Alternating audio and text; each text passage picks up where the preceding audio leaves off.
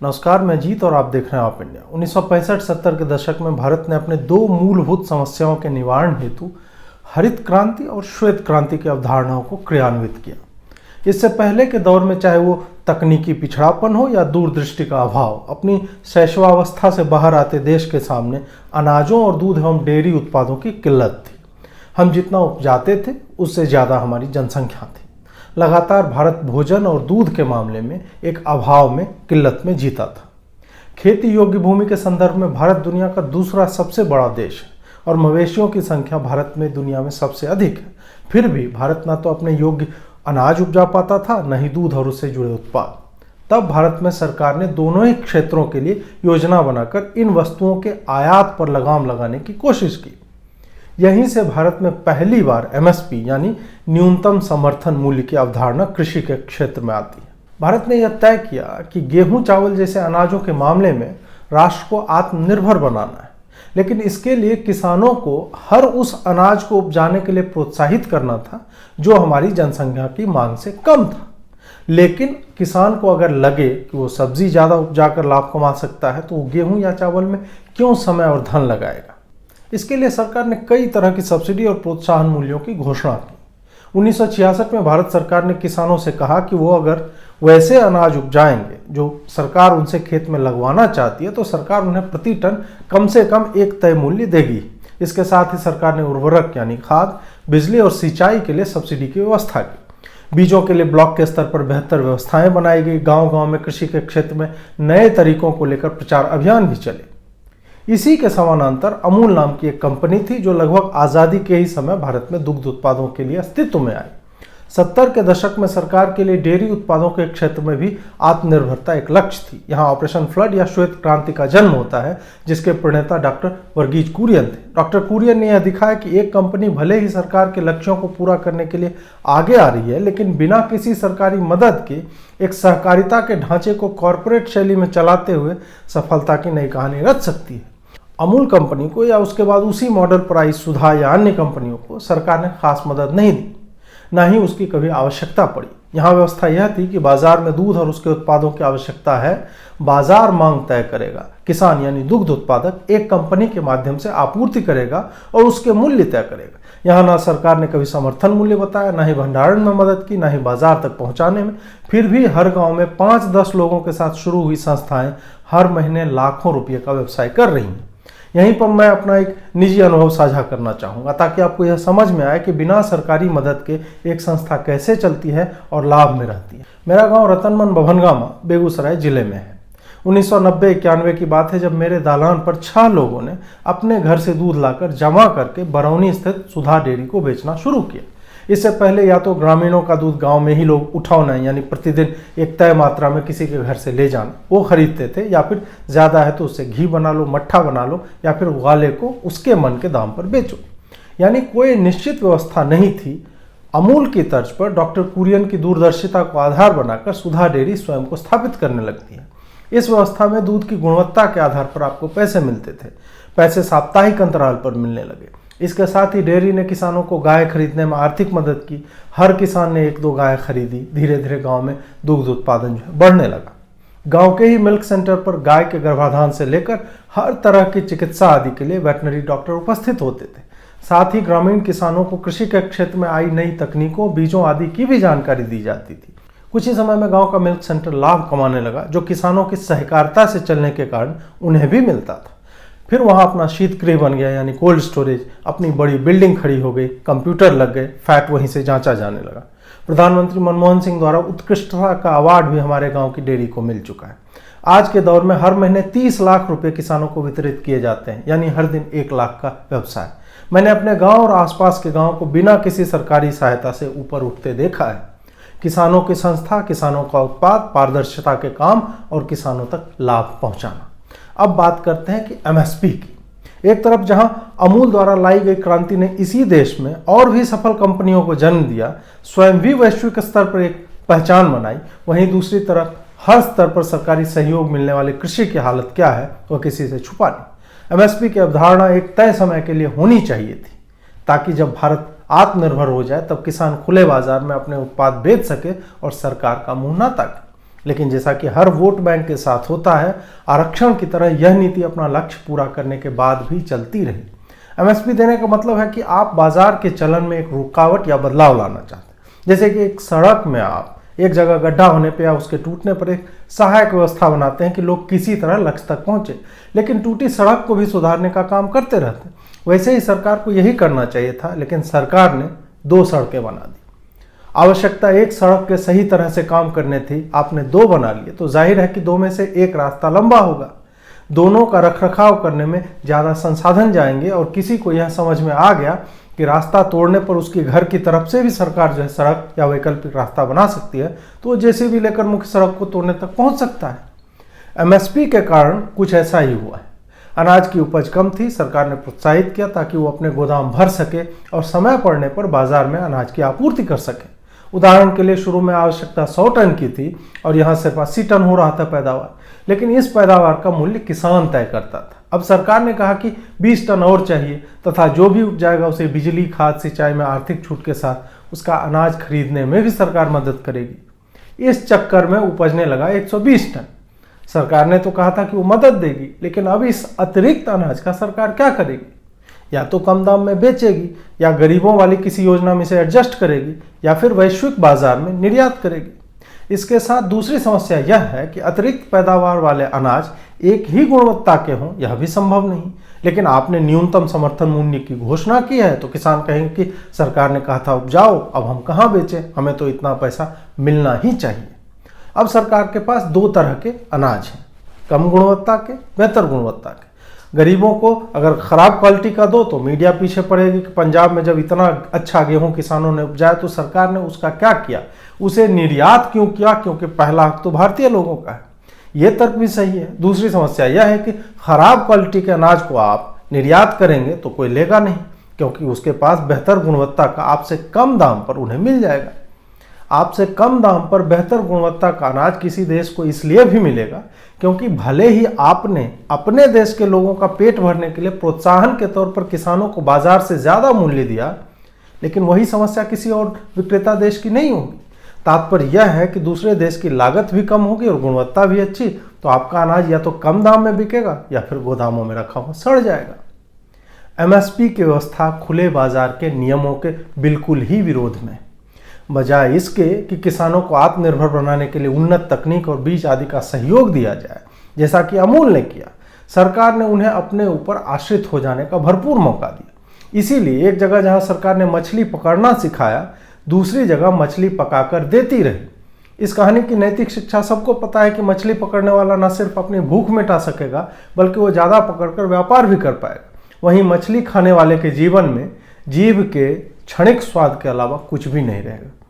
बाजार का सीधा नियम है कि वह मांग और आपूर्ति, सप्लाई और डिमांड से चलता है और उपभोक्ताओं के लिए मूल्य भी वहीं से तय होते हैं। बाजार के विधान में अगर सरकार हस्तक्षेप कर रही है तो उसके लिए कोई आपात स्थिति होनी चाहिए। जैसे कोविड के समय में सरकार ने अस्पतालों, बीमा कंपनियों और दवाई विक्रेताओं के लिए विशेष निर्देश तय किए, क्योंकि यह महामारी का दौर है।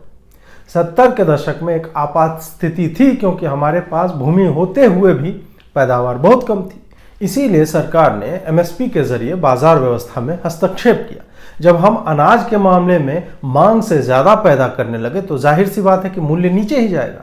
जब यह मूल्य नीचे जाने लगा तो उन किसानों को सबसे ज्यादा समस्या हुई जो सरकार से हमेशा ही एक निश्चित मूल्य पाते थे, और सब्सिडी की बात तो ऊपर से थी। दूसरी बात, सरकार अपने पास रखने के लिए तो अनाज खरीदती नहीं, वो तो उन इलाकों में भेजी जाएगी जहां उसकी आवश्यकता है लेकिन वहां उसकी पैदावार नहीं हो रही। इसलिए सरकार ने इन अनाजों को और अन्य कृषि उत्पादों को एसेंशियल कमोडिटीज कहकर उस समय वर्गीकृत कर रखा था कि ये आवश्यक वस्तुएं हैं जिनका भंडारण हर कोई नहीं कर सकता, क्योंकि कहीं और इसकी मांग और किसी दूसरे राज्य में 10 व्यापारियों ने मूल्य बढ़ाने के लिए उसकी आपूर्ति कम कर दी तो समस्या हो जाएगी।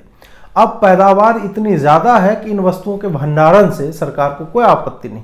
फिर भी अगर कोई व्यक्ति बाजारों को नियंत्रित या प्रभावित करने के लिए इस तरह का कार्य करता है तो उसके लिए अलग कानून की भी व्यवस्था है, वो ऐसा नहीं कर सकता। इसके साथ ही एक और विमा या आयाम यह भी है कि मैं किसको क्या बेचूं, किससे क्या खरीदूं, यह सरकार तय नहीं कर सकती। यह मेरे व्यापार करने के मौलिक अधिकार के विरोध में है।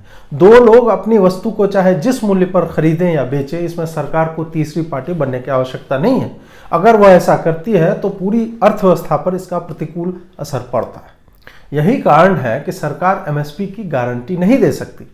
सरकार के पास भंडारण की क्षमता तो रहने दीजिए, अनाजों को खरीदने से लेकर गोदाम तक पहुंचाने में सही तकनीक नहीं है कि अनाज की बर्बादी रोकी जा सके। यही कारण है कि स्टेशनों के प्लेटफॉर्म हो या फिर आपके इलाके के एफसीआई के गोदाम, बोरियों से गिरते अनाज, चूहे, नालियां और सड़ते दानों का दृश्य प्रायः ही देखने को मिल जाता है।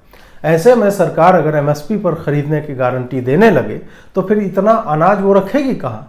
और अगर सरकार स्वयं न खरीद सके तो फिर कोई भी व्यापारी ज्यादा दाम में उसे क्यों खरीदेगा? आप ही सोचिए कि अगर आपके गांव में गेहूं 100 क्विंटल उपजा, खपत 70 की है, प्रति क्विंटल लागत जो है 1000 की है और एमएसपी 1500 की, साथ ही बगल के भी गांव में सही पैदावार हो गई है, तो एमएसपी पर खरीद कर व्यापारी बेचेगा कहाँ? आपके पास खाने के लिए है, 30 क्विंटल अतिरिक्त है, बगल के गांव में आपने पता कर लिया कि पैदावार अच्छी है तो कहीं भी 1200 से ज्यादा मूल्य नहीं मिल रहा, फिर कोई भी व्यापारी आपको ज्यादा मूल्य क्यों देगा? सरकार ने यह कह दिया कि उसका भंडार भर गया और कानून बना दिया गया कि किसानों से जो भी गेहूं खरीदेगा 1500 की ही दर से खरीदेगा। ऐसे में आपको बेचना भी है। किसी को आपने राजी कर लिया कि वो बाजार के दर यानी 1200 पे ही ले ले, बाद में आप ही ने उस पर केस कर दिया तो कि उसने कानून तोड़ा है, तो व्यापारी क्या करेगा, कहाँ जाएगा? व्यापारी फिर गेहूं खरीदना बंद कर देगा और कहीं और पैसा लगाएगा। इसलिए एक सीमा के बाद सरकार बाजार के मूल्यों में हस्तक्षेप नहीं कर सकती। वैसे भी न्यूनतम समर्थन राशि का मतलब यह नहीं है कि उतना मिलना ही चाहिए, बल्कि वो एक इंडिकेटर है कि हमारी मंशा है कि हम इतनी देंगे। इस संभावना से ऊपर उठने के लिए बाजार की आधारभूत बात यानी सप्लाई और डिमांड वो केंद्र में आती है। उपज ज्यादा होने पर सबके पास सामान है बेचने के लिए और इसी कारण उसकी मांग भी कम है। ऐसे में कोई जबरन ज्यादा मूल्य क्यों देगा? मान लेते हैं कि सारी खरीद सरकार ने या फिर निजी संस्थाओं और व्यापारियों ने एमएसपी के दर पर कर ली। अब यही गेहूं या धान, आटा या चावल बनेंगे। उसके बाद इसके अन्य प्रोसेस्ड उत्पाद बनेंगे। चूंकि किसी की लागत ज्यादा है तो आटे का मूल्य स्वतः बढ़ेगा, चावल और महंगा होगा। इससे बनने वाली चीजें जो हम और आप रेस्टोरेंट में खाते हैं, चिप्स के रूप में खरीदते हैं, सबका मूल्य बढ़ेगा। इस कृत्रिम महंगाई को कैसे नियंत्रण में लाया जाएगा? आप कहेंगे कि सरकार लाएगी, लेकिन सरकार भी तो हमारे ही पैसे लगाएगी। 90% जनसंख्या जिस देश में या तो गरीब है या बहुत ज्यादा गरीब है, वो क्या इस मूल्य पर आटा चावल खरीद सकेगी? उसके लिए फिर सरकार को ही सब्सिडी या लाल कार्ड जैसी सुविधा देनी होगी। इस सब्सिडी के लिए बजट में प्रावधान करने होंगे। इस प्रावधान के कारण आपका फिस्कल डेफिसिट यानी वित्तीय घाटा और बढ़ेगा, क्योंकि भारत बजट सरप्लस देश है नहीं कि तेल बेचकर जो है घाटा कम कर लेगा। साथ ही ज्यों ही आपके राष्ट्र में पैदावार का मूल्य वैश्विक बाजारों से ज्यादा होगा, यहीं के किसान निर्यात करने में कठिनाई में होंगे, क्योंकि उनसे कम दाम पर कोई और सामान बेच रहा होगा। भारतीय कृषि उत्पादों का निर्यात भारत के पूरे निर्यात में 11% है। यह एक बड़ा प्रतिशत है और इसका सीधा प्रभाव फॉरेक्स रिजर्व पर पड़ेगा। तात्पर्य यह है कि एमएसपी की गारंटी से महंगाई बढ़ेगी, निर्यात पर असर पड़ेगा, छोटे किसानों के उत्पाद गारंटी कानून के कारण घरों में सड़ जाएंगे और भारत की अर्थव्यवस्था इससे बहुत ज्यादा हद तक प्रभावित होगी। अमूल की सफलता यही है कि उसने अपने तकनीकों में हमेशा सुधार किया। अगर गर्मियों में गांव से दूध ले जाते समय रास्ते में फट जाता था तो उसके लिए गांव में ही शीत गृह बनवा दिए। गायों को बीमारी होगी, हर साल गर्भाधान कराया जाएगा, रोगों से बचाने के लिए दवाइयां दी जाएंगी, इसलिए स्थानीय स्तर पर मवेशी डॉक्टरों की व्यवस्था हुई। हरा चारा हर समय उपलब्ध नहीं हो पाएगा, अतः दाना, सरसों, तिलहन की खल्ली या मिक्सचर आदि की व्यवस्था कराएगी। अमूल ने समय के साथ स्वयं को बदला और पॉल्सन जैसी विदेशी संस्थाओं को यहां से भगाया।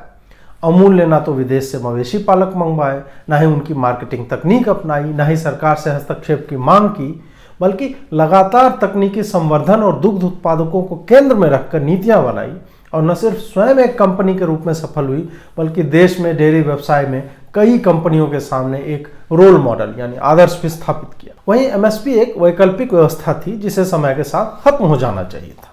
सरकार ने न सिर्फ एमएसपी को बढ़ावा दिया, बल्कि कुछ अनाज, आलू, प्याज, तिलहन और दलहन के भंडारण पर भी नियंत्रण रखा। इसका कुप्रभाव यह हुआ कि आपूर्ति की मात्रा छूने के बाद सरकार के पास न सिर्फ भंडारण में समस्या आने लगी, बल्कि एमएसपी की व्यवस्था के बाद भी राजनीतिक मुद्दा यह बन गया कि किसानों को उसकी उपज के पैसे नहीं मिल रहे।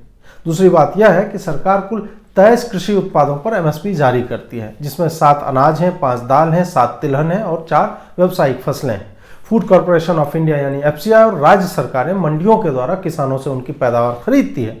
लेकिन आश्चर्यजनक बात यह है कि सारे राज्यों के किसान अपनी सारी उपज या आनुपातिक उपज इन संस्थाओं को नहीं बेच पाते। उदाहरण के लिए, जहां पंजाब ने पूरे भारत के गेहूं की सरकारी खरीद में 33% यानी 1/3 योगदान देते हुए कुल 127 लाख मीट्रिक टन बेचा, वहीं बिहार ने महज 10,000 मीट्रिक टन का योगदान दिया। यह योगदान लगभग 0.02% के आसपास आता है। अब बात यह है कि क्या बिहार का किसान उपेक्षित नहीं है, या फिर पंजाब के किसानों के गेहूं की गुणवत्ता अच्छी है, वहां उपज ज्यादा है, या उनके यहां से FCI और मंडियों का तालमेल अच्छा है। किसानों को सरकारों ने MSP के चक्कर में कुछ खास फसलों को ही उपजाने को प्रोत्साहित कर दिया है, जिससे उसका ध्यान वहां से अलग नहीं हो पाता। साथ ही सरकार ने अपना लक्ष्य हासिल करने के बाद भी MSP को निरंतर बनाए रखा और लोगों को दूसरी फसलों या वैकल्पिक व्यवस्थाओं की तरफ मोड़ने के उपाय नहीं किए। मत्स्य पालन, मुर्गी पालन, इंटीग्रेटेड फार्मिंग, ऑर्गेनिक फार्मिंग की तकनीकों के बारे में 10 गांव में एक व्यक्ति मिलता है जिसे थोड़ा बहुत पता हो। अमूल ने तकनीक को अपने स्तर से गांव तक पहुंचाया। यहां सरकारों ने कृषि के क्षेत्र में हो रहे अनुसंधानों को किसानों तक नहीं पहुंचाया। अमूल ने दूध से मक्खन, घी, पेड़ा, छाछ, मसाला छाछ, आइसक्रीम, चॉकलेट आदि के बाजारों में पैठ बनाई। MSP वाला किसान तब भी गेहूं उपजा रहा था, आज भी वही कर रहा है। फूड प्रोसेसिंग की छोटी इकाइयों के लगाने की बात हाल में शुरू भी हुई है, लेकिन पहले तो किसान की लोन माफी के अलावा सरकारों को कुछ ज्यादा सूझता भी नहीं था। लोन माफी हो या फिर MSP की बात, ये लंबे समय के लिए असफल योजना है। इसे वोट बैंक बना रह सकता है, लेकिन किसानों की जीवन शैली सुधरने वाली नहीं है। किसानों के बैंक अकाउंट में रुपाई की शुरुआत में कुछ पैसे भेजना एक बेहतर विकल्प है, क्योंकि किसान उससे बीज आदि खरीद सकता है, जिसके लिए उसे कहीं और से ऋण लेना पड़ता है। फसल बीमा योजना भी सही शुरुआत है, लेकिन मैंने जहां भी किसानों से बात की है उसकी असफलता के किस्से ज्यादा मिले। सरकारों को इनेबलर यानी संबल की भूमिका निभानी चाहिए, ना कि वैसे पिता की जिसके स्नेह के चक्कर में बच्चा इतना चॉकलेट खाता है कि उसके सारे दांत झड़ जाते हैं और फिर नए दांत बनवाने में पैसे लगते हैं, पारिवारिक दर्द सहना पड़ता है, वो अलग। रोपाई से पहले सहायता पहुंचाना छोटे किसानों को सक्षम बनाना है, न कि यह सुनिश्चित करना कि रोपने के भी पैसे हम देंगे और कोई नहीं खरीदेगा तो हम खरीदेंगे। यहाँ सरकार पैसे दे रही है, ना कि यह कह रही है कि इस पैसे का गेहूं ही रोपो, बाद में हम खरीद लेंगे। बदलते समय के साथ कृषि क्षेत्र में जिन सुधारों की आवश्यकता है उसमें से MSP की गारंटी एक नहीं है। यहाँ उच्च तकनीक बाजार की मांग के अनुपात में और उसकी मांग की विविधता में कि बस 3 ही चीज़ों की खेती न कर रहे हैं, उसमें खेती करना, स्थानीय स्तर पर भंडारण और प्रोसेसिंग की लघु इकाइयों का निर्माण करना, आपदा की स्थिति में किसानों की आर्थिक सहायता करना, ये वो बिंदु हैं जिन पर सरकारों को आगे बढ़ना चाहिए। सरकार बाजार को नियंत्रित नहीं कर सकती, क्योंकि बाजार खुला हुआ है। बाजार अपने मूल्य तय करेगा, अपनी गुणवत्ता सुनिश्चित करेगा, ताकि प्रतिस्पर्धा बढ़े, लोग यह समझें कि किस फसल की खेती में किस तरह के लाभ हैं। सरकारों से नई तकनीक सीखने की सहायता मांगे, अन्यथा हम उसी वृत्त में घूमते रह जाएंगे। जहां भले ही मिथिला क्षेत्र में मछली की बहुत मांग है, बिहार में तालाब के लिए जमीन भी बहुत है, लेकिन वहां का किसान गेहूं उपजाकर कम दाम पर बेचता रहता है। अपने खेत में तालाब नहीं खोदता कि मत्स्य पालन कर सके, और मछली आंध्र प्रदेश की खाता है। बहुत बहुत आभार आपका। नमस्कार।